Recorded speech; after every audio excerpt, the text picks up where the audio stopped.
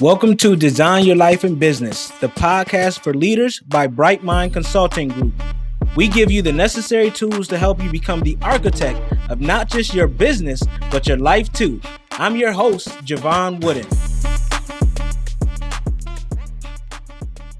All right. Hey, Betsy, what's going on? How are you? I'm good. How are you doing? It's a little chilly here in Houston, Texas. But Oh, yeah. I need this to go away. I moved down here to get away from all of this, being from Rochester, New York. We got to get back warm. Yep, I've lived in Houston almost my whole life, and I always say we don't live in Houston because of this weather. I love it. Yeah, you don't expect this when you come to Houston, right? Nope. Absolutely. All right. Well, we're going to warm it up today. We're going to make it hot for the guests, for the listeners. And first question I ask every guest is, who are you? Who is Betsy Furler? Well, I am a business owner, software founder. Most importantly, I think I'm a friend and I'm an advocate for people. Some people think I'm a disability advocate, but I really feel like I am an advocate for people. I'm passionate about people working to their strengths and utilizing all of the strengths that they were given to make this world a better place. Absolutely. And when we met, I met you at a networking event, and I was just intrigued by your mission. Your company is called For All Abilities. I want to start from the beginning. All right. Can you take us through the journey of your career before you started your company, and then what led you to make the pivotal decision of starting this organization?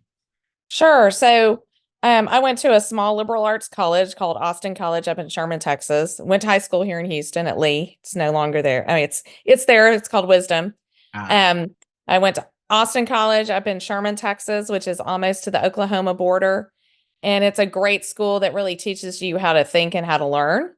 But my concentrations, is what they called them at the time, were psychology and sociology. I had a double major, and I would have had a minor in religion, but we didn't declare minors back then.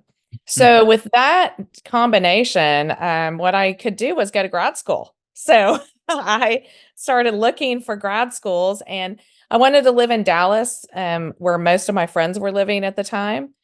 And so UT Dallas said, I went there and they said, well, we have this great communication disorders program. You can be a speech pathologist.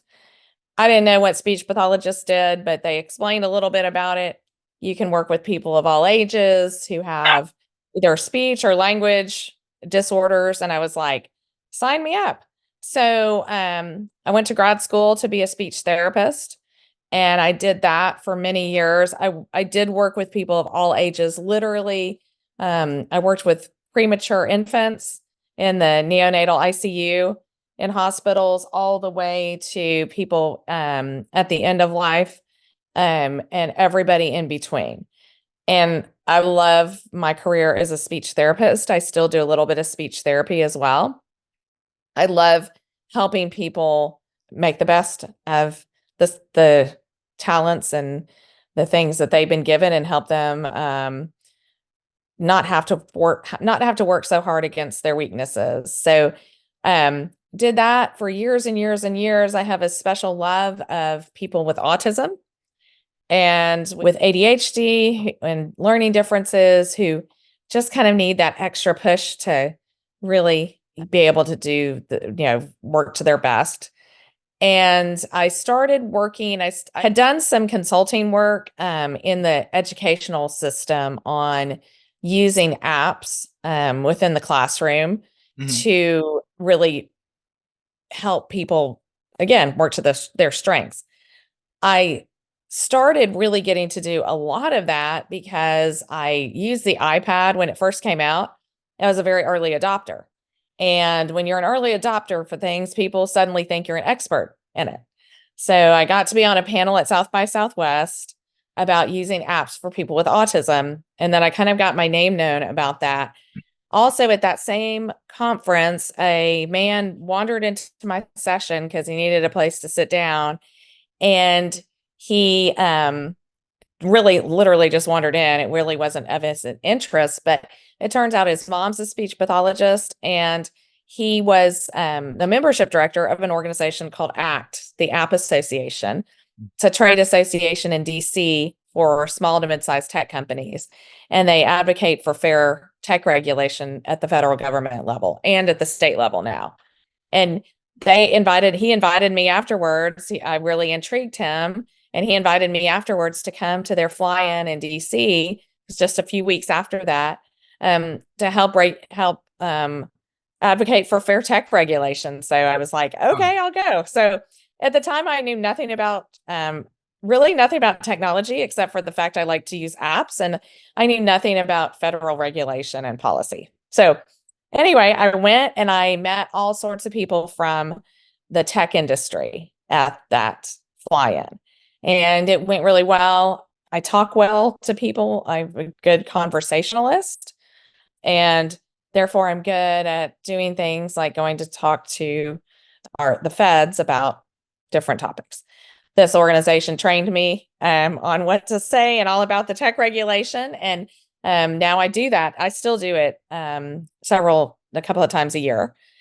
So I went and did that, met all of these amazing people in the tech industry, and started kind of putting that in the back of my mind and learning more and more about tech, learning more and more about startups. And a lot of the people who go to this are app developers. So I was learning about the process of apps. I went on with my being a speech pathologist, and then I did a podcast called Your App Lady. And I'm no longer producing it, but I believe it's still out there, where I talk about how apps can make your life better, not worse.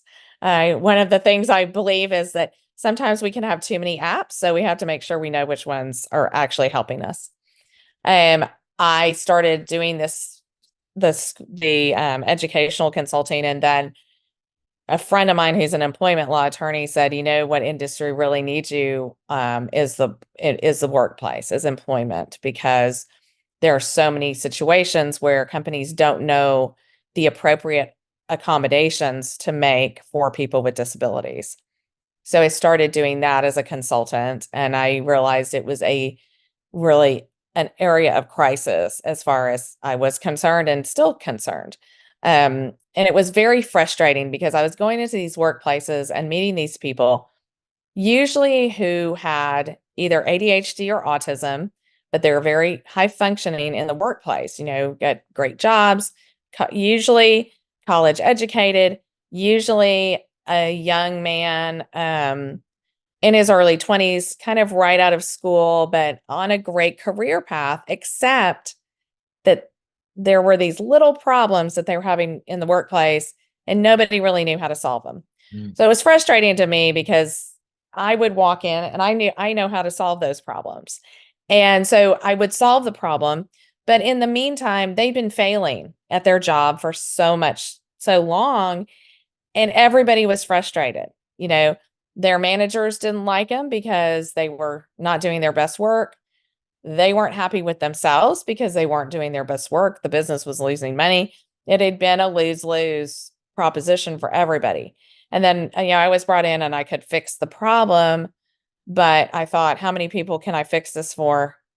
And what about all this time that we've lost in the meantime? So I went up to DC to meet with my group of people to do some tech advocacy.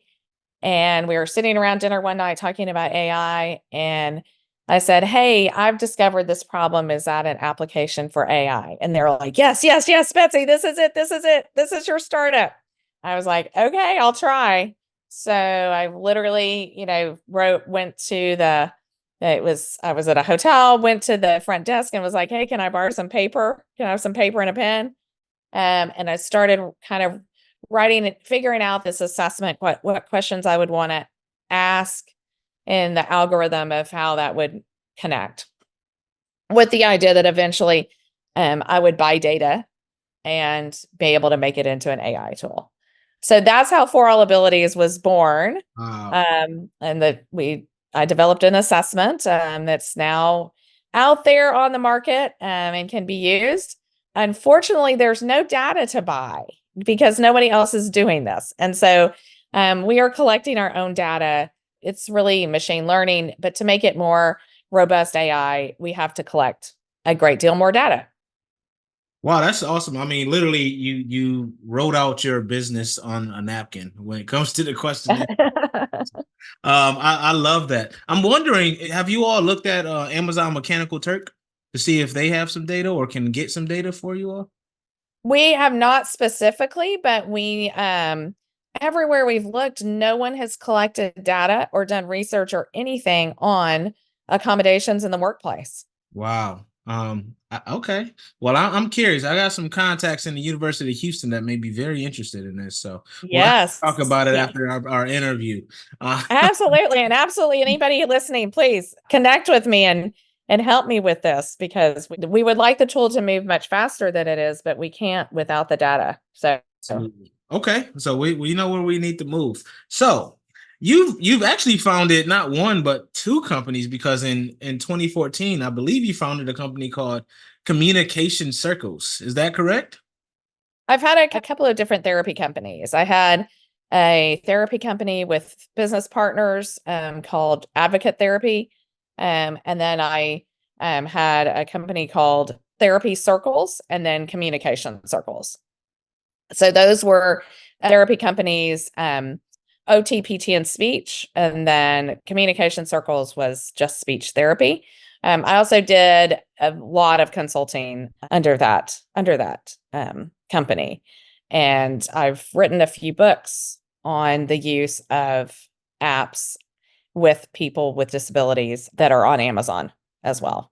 This is great because we at Design Life and Business, we really want to speak more about neurodiversity and just diversity in all aspects of leadership and life. So with For All Abilities and with your mission, what do you feel are some of the misconceptions that are seen out there in society today about people with various disabilities and abilities? I think the biggest misconception is that anybody is normal. The norm is an imaginary box that none of us really fit into, nor do we want to. Mhm. I think most people think their whole life that they are not normal and they're trying to be more normal. And in reality, we all feel that way. I truly believe if we can embrace our own differences, then we can embrace the difference, embrace and understand the differences of other people. But it really starts with ourselves. I think that's the case for inclusion and acceptance of all types of other people in general, not just around disability. With disability and neurodiversity, I think we have such an emphasis on how our educational system is run and what our educational system deems as the most valuable people. And those are people basically who can sit still, read very well, memorize information, and spit it back out in the way that the teacher wants you to spit it back out. Mhm. And people with neurodiversity think differently. I mean, it's the whole meaning of the word. They think differently. And so we are so often trying to pound a square peg into a round hole because of the way our educational system is, that we're missing out on all that amazing difference in way of thought that people with neurodiversity can bring to us. And therefore, we're not solving problems in the most efficient way or the best way because we aren't taking into account how, all these different ways of thinking. And it really starts in the school system. And our educational system really values people who think in one type of way. And people who think outside that box are left out in the educational system. Then when they get into the workplace, the same thing is valued, the same type of brain is valued. And they also frequently feel really bad about themselves and have really bad, issues with self-esteem by the time they get out into the workplace because of their entire childhood, they've been told they're not as good as others. That's a great point, a powerful point, because now I must ask, you've consulted a lot of companies, you've done a lot of work on this. What can be done? Say that we're an employer and we have someone who's neurodiverse. Maybe we don't quite know, maybe they haven't even been diagnosed. So what can be done from an employer perspective to ensure that we go ahead and we make sure they feel like they belong, we include them, and then also we give them the resources that are needed? Absolutely. Well, one thing it can do, of course, is get for all abilities SNAP assessment. So our SNAP assessment, it is a self-assessment. So every employee takes the assessment, not just people who have a diagnosis or want to disclose neurodiversity or a disability. It's for everybody in the workplace. The reason we're passionate about that is because there are so many people who are not diagnosed or who don't want to disclose a disability, and we all have strengths and weaknesses in the way that we work and or learn. And our assessment allows you to self-assess your strengths and weaknesses in the workplace. And then it gives you an automated report that's individualized that gives you ideas of actionable steps you can take to be more productive and efficient. So those could be apps or software, hardware, physical products that will help you at work. And then it also gives you a list of your preferences. So SNAP stands for strengths, needs, and preferences. It gives you a list of your preferences at work. So for instance, I'm most productive sitting on a sofa. I'm sitting on a sofa now. And I, prior to completing this, designing this tool, I would often sit at a desk just because that's what everybody else does. And Right. that's what's considered the productive way of doing things. Well, my body is my body and it's different. And I am much more productive on the couch. Wait, I how did you I find that out?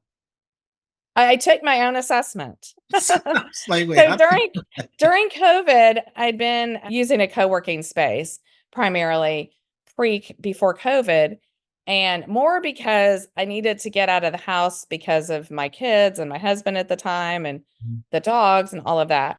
And so I was using a co-working space, and I would go back and forth between a desk and a table and a couch and or whatever comfy spot I could get into. Then when I moved home to work during COVID, I set up a desk just like everybody else did. And I got the standing piece to put on top of my desk because I knew I needed to move around a lot. I started working at the desk. And about 6 weeks in, and I'd already designed the tool by that time. In fact, it was our beta, our original prototype was ready in December of 2019. So right before COVID is Huh? we were starting to beta test when COVID hit. I was about 6 weeks in to COVID, standing at that desk when I was like, wait a minute, Betsy, drink your own Kool-Aid There you and go. go sit on the couch or a beanbag. What I did is I got a beanbag chair to put in my office space. I was like makeshifting like everybody else was. I got a beanbag chair to sit in. So I always knew that about myself, but I didn't honor it about myself even.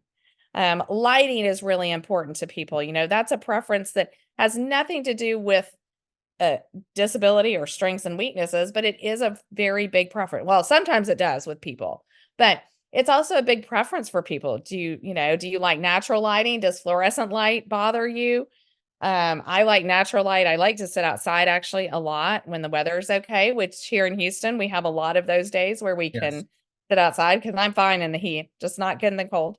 What time of day do you work the best? And so at For All Abilities, you get that information spit back out to you too, as well as a list of resources. And then for the employer, we give them an aggregated, de-identified set of data about all of their employees. So it doesn't say, a 43-year-old Hispanic man likes blah, blah, blah. It just is out of your workforce, 30% are visual learners, 40% like video best for training, et cetera. So they get an aggregated de-identified report that's really helpful.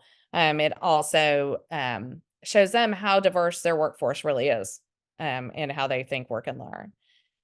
So our tool is fantastic as far as everybody understanding themselves. And again, I truly believe that when we can understand that we have differences and when we can embrace our differences and not keep trying to push to be the perfect normal person, then we're more understanding of other people's differences as well. I think that's the same thing with, if you're doing the DISC assessment or something like that. It's always interesting for other people to understand how you work and how you think and how other people think, to embrace them. So that's really important. I also believe that leadership in a company should embrace and talk about their differences as they're comfortable.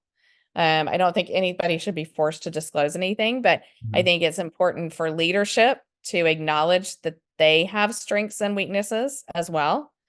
I think it's very important for HR and management to develop a true sense of trust with the employees. And there's a lot of stigma out there, and a lot of people are terminated for no reason or for crazy reasons. And people are really scared to look different. Everybody is trying to fit in, as much as possible. So it's really important to build trust around, we as a company understand that everyone is different and we embrace that, and that's a value to us. I also believe in good training for supervisors and management on differences, how to notice when someone has, ADHD, for example. It's very easy to provide some very inexpensive accommodations or supports for someone with ADHD, where then they can really work to their best and they're not held back, but they have to be allowed to use those things. Right. One of the accommodations that I frequently suggest um, is having someone able to turn off their camera during a Zoom meeting, if they feel more comfortable with that. A lot of people with mental health challenges and anxiety, especially, get very anxious about having their camera on all day, and it's a very big fatiguer of people. And there's no reason for somebody to have their camera on all day, every day, but yet many, many people do in the workplace now. And I do set up parameters around that and talk to the company and see what they will, what they can live with, as far as I'll often say the person turns on their camera when they're speaking, or when it's really important for whoever else is speaking to see that someone's listening, or see that particular person. Turn their camera on to greet everyone, turn their camera on at the end to say goodbye. Um, and some parameters around that. Um, Earbuds are another thing that a lot of companies still don't want employees having earbuds in. And occasionally that has to do with safety reasons, but a lot of times it's just because someone up the chain thinks it's rude to have in earbuds. And music helps people concentrate so much. Music can also help people work faster, Mhm. um, depending on what they're doing. So, or noise canceling, to not be distracted by everybody walking around you. So there's so many things that you can implement, but the employee really has to feel like it's they're being valued, their strengths are being valued, and that it's okay for them to have these differences. Otherwise, they're not going to disclose any difference or disability. The employer is not going to know, they're not going to be able to support them. And ultimately, the business is going to lose money and productivity because of that. And the employee is probably eventually going to either lose their job or end up quitting because they don't feel valued. And as we know, it's really expensive. Turnover is very expensive. So every time you have to hire a new employee and train them, it's at least $40,000. Yep. And it goes up from there depending on the salary of the person you're hiring. Right. And yeah, and I've been as of late talking a lot about the DEIB, right? Diversity, equity, inclusion, and belonging, and how it's a buzzword, but it's not really a lot being done, right, in these organizations, right? They'll Right. do something to say they are doing it, like start an ERG, which is Employee Resource Group, or BRG, whatever they want to call it, right? But if you look at the numbers, they haven't changed all that much, and the hiring practices have not changed. There was a study by Northwestern University that said, I think this one was done in what, 2019, I believe. And they, over the course of the past 25 plus years, the numbers are the exact same, right? It has not changed at all. Right. Right. So the work you're doing is very, very important. It's near and dear to my heart. A question that I have for you. So we know labels are important for some people, right? As they give them the language to help them make sense of themselves, of the world, and everything that's going on. When it comes to neurodivergent people, how important is it for them to get diagnosed? And do you also believe that the labels are important for them? It really depends on the person. Many people are diagnosed as adults now Mhm. because their children are diagnosed. And so there seems to be some genetic component to this. So many people are diagnosed as adults. And when I've talked to these people who have gotten diagnosed later in life, and I also should say, so I have dyslexia. I was not diagnosed as a child, Mhm. I was diagnosed as an adult. And I'm actually a fantastic reader. And so I would have never been diagnosed if I wasn't a speech pathologist working with other people with dyslexia, where suddenly I was like, oh, wait a minute. I do not know my left from my right still to this day. And Isn't if that you interesting ask me, though? It's yeah. like you And can I mean, work with I so have a many people. master's degree. I'm like very, Yeah. I can do a lot of things really, really well. I can't do my left and my right well. Also, if you ask me to give you verbal directions, it's very, very hard for me. And Mhm. so now north, south, east, and west, I have no problem with, and I can read a map. But so I'm one of those people that was diagnosed later in life. What people have told me is that it's been a relief for them to be diagnosed because it suddenly puts into perspective the things that they've struggled with. And I thought that growing up, I'm a terrible speller. And so growing up, I just thought I wasn't trying hard enough. I wasn't studying my spelling words hard enough, or it had to do with my effort rather than how my brain is wired. And so many people have told me that they felt a relief when they got a diagnosis. Mhm. For other people, I think sometimes it doesn't matter. Sometimes a label can become for people Right. who might give up or just say, well, I can't do it because I can't I be a feel like a lot CEO. of people, yeah, they it becomes a prognosis versus a diagnosis for them. Hmm. It's like once you tell them that, that is their future. Like they become whatever that thing is versus it just Right. part of their And story. I think we have a lot of education to do on that still. Mhm. And that's one of the places I'm really an advocate. I have another podcast called For All Abilities, the podcast.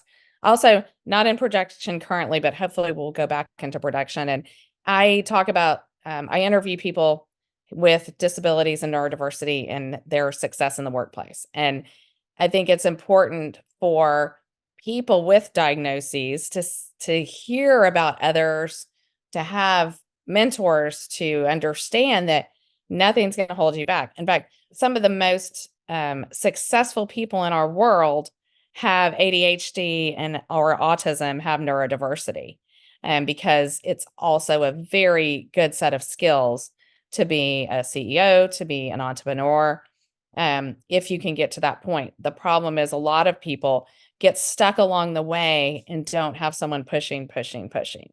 A lot of people who are very successful with neurodiversity had a parent or a teacher, somebody early in their life that really made them feel like, okay, I can do it. Like I can do this. I'm really smart. My brain just doesn't quite work the same way other people's do. Or they were able to succeed in our educational system, even though their brain didn't quite work that way, because many of them are really truly brilliant. So they were able to compensate enough to get by, and then their strengths were really seen. Absolutely. And we see that time and time and time. I mean, all over the history, right? Even Einstein, they said, they thought he was something was wrong with him because his math scores were bad. And then he turns out and finds the the formula of the century of the decade of our lifetimes, right? So it's like Right, because his sometimes brain didn't work the same way that other people's did. Exactly, and Thank that goodness. allows you. That's why diversity in all ways, shapes, or form is so important because it's the innovation. I don't want someone who thinks the same way as I do. I want someone to see the world differently because if they see the world differently, they can add or they can completely dispel what I thought was what. So Absolutely. Diversity as a whole makes teams so much stronger. Absolutely, and it's proven. We have Mhm. numbers behind it, right? That the teams with diversity of all ways, shapes, or forms, they are more productive, right? They make less mistakes, they're more innovative, and they generate more income per person in that group. So it's like, Absolutely. there's it's a win-win for all. So before we get to our closing questions, I want to ask one more thing. So in what ways do individuals with like neurodiversity, with ADHD, autism, dyslexia, what ways do they bring unique strengths to the workplace that can enhance what's going on there? Definitely, like we were just saying, that variety of thought, Hmm. that ability to think through a problem in a very different way. They also often have very high level of skills that other people who have more neurotypical brains can't utilize. And that ranges from being able to really multitask very, very efficiently Hmm. to people who very can hyper focus very, very well. I think what the skill that I'm most envious of people with neurodiversity is the ability to hyper focus. Yes. Very hard for me to hyper focus, and people who can hyper focus can get so much done. It's amazing how they can get through things. Now, then what we can't do is expect someone to both hyper focus and then also change focus based on when we want them to change focus. That happens a lot I mean, in the workplace let's and in face it. personal life. People without being diagnosed with neurodiversity have issues with that, right? So it's like, Right, right. you know. And that, like we were like again, like we were saying, I mean, that diversity of thought and that being able to really think outside the box and think of things in a very different way. People with autism are often more black and white thinkers, and so they can think of things in a more structured, systematic way without Mhm. as much emotion being involved in it. Not to say, I mean, people with autism have emotion and have empathy and are very interested in connection too, but they can also often think through a problem in a way that's more objective than, for instance, that I can, where I'm more of an emotional thinker and the emotion sometimes clouds the way I think through something. Right. It's more of a rational, logical versus emotional stuff. Yes. Uh, Yes. Yeah. no, that makes perfect sense. Well, I actually misspoke when I said I had one more. Now I got to ask you about future trends. What future trends do you see in the integration of neurodiversity into workplace practices? I believe more people are being diagnosed, Hmm. which I think will help the acceptance and decreasing stigma around around neurodiversity. I think our organizations are starting to more value diversity of thought. It's been a long time coming, and in every aspect of DE&I, it's been a long time coming. I do think I've seen a change in the tide, especially as far as disability and neurodiversity goes, of people understanding that just because your brain works differently or your body works differently, that does not mean you're less value than other people are. As the schools also accept neurodiversity and do a better job of integrating people who think differently into the school district or into the educational system, Hmm. and we're also seeing people who have spent their childhood feeling more valued, and therefore they're more likely to go to college or go to a trade school or do something and get out into the workplace feeling better about themselves and therefore striving higher than they have in the past. Absolutely. No, thank you for that. I felt that it was important to make sure we understand that what was coming, what was on the horizon. So, we're not all futurists, so we need that insight and that foresight from the experts. So, I'm going to switch to the by design segment where I ask every guest the same three questions. You ready? I'm ready. All right, let's do this, Betsy. What has been the hardest part about designing a life and business you don't need a vacation from?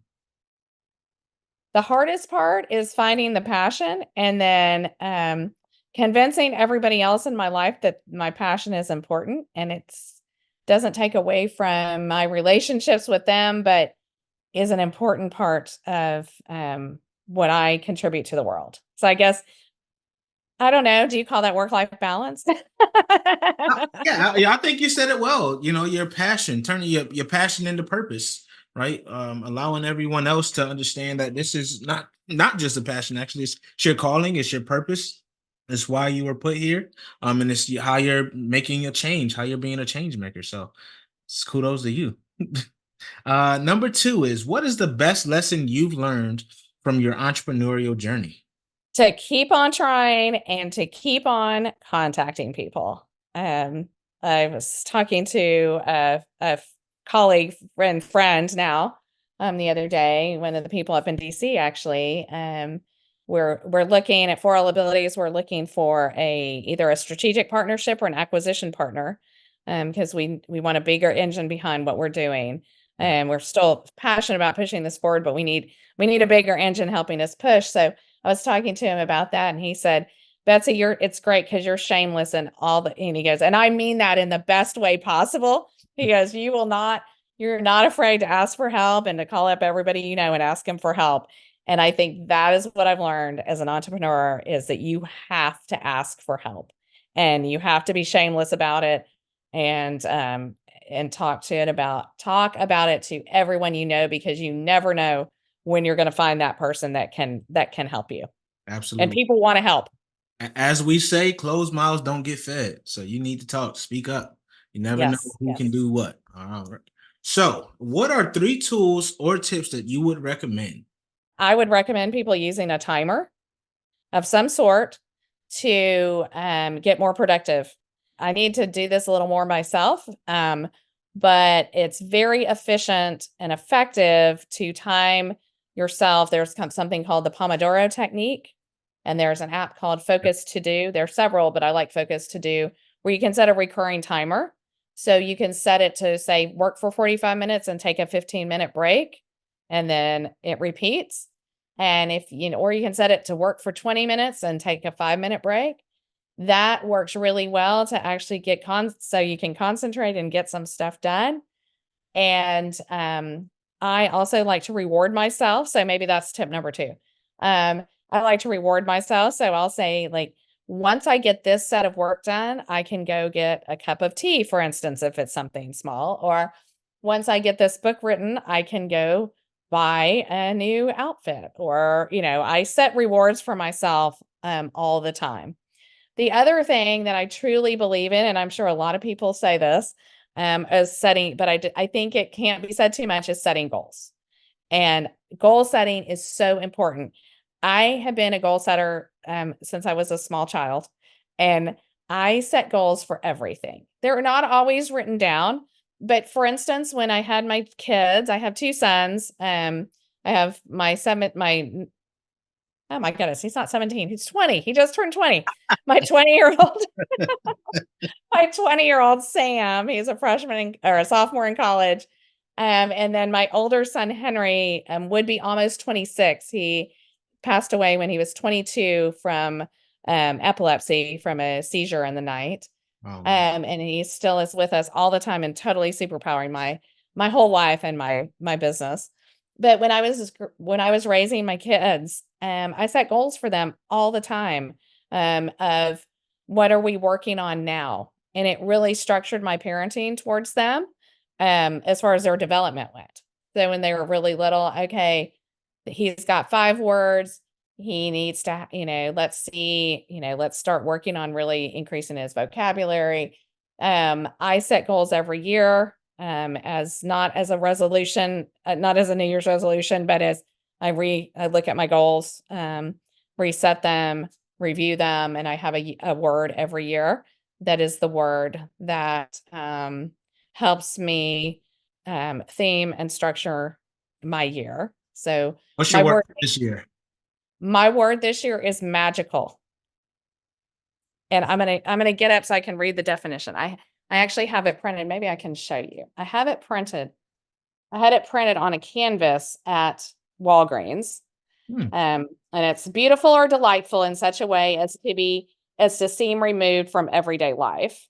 And that's the Oh, I canvas. like that. Yeah. I got it. So I have it sitting here where I can see it every day. And then I collect quotes about magic and being magical. And one of them talks about believing in if you believe in yourself and you believe, that's when your life becomes magical. That's magical. I like that. Hey, Here's Oliver. hey, Oliver, you finally made an appearance. Oliver is a dog if you're listening on the podcast show, but if you're watching on YouTube, you will see the handsome Oliver. Yes, that's Perfect time. Oliver's an Aussie doodle. He's a rescue. I got him in July, and he's such a blessing. They are a joy. Dogs. He is magical. Yeah, he is magical. See, that's what I'm talking about. How can people connect with you? The best way to connect with me is either on LinkedIn. But my full name is Betsy Furler. LinkedIn, you can also email me at Betsy@forallabilities, spelled out FOR. It's the regular way with an S on the end of abilities. So Betsy@forallabilities.com, or I'm on Facebook if you want to connect with me and hear all about what Oliver's doing and my kids and all that stuff. And I'm also on Instagram with Betsy Furler. And For All Abilities also has Instagram, LinkedIn, and Facebook. Awesome. Thank you so much. I wanted to make sure we got that in there. Design Your Life in Business, the podcast for leaders, is brought to you by Bright Mind Consulting Group. To find out more about Bright Mind Consulting Group and how you can become the best leader possible, visit brightmindconsultinggroup.com. Make sure you search for Design Your Life in Business on Apple Podcasts, Spotify, Google Podcasts, or anywhere else podcasts are found. Click subscribe so you don't miss any future episodes. On behalf of the team here at Bright Mind Consulting Group, we cannot thank you enough for listening.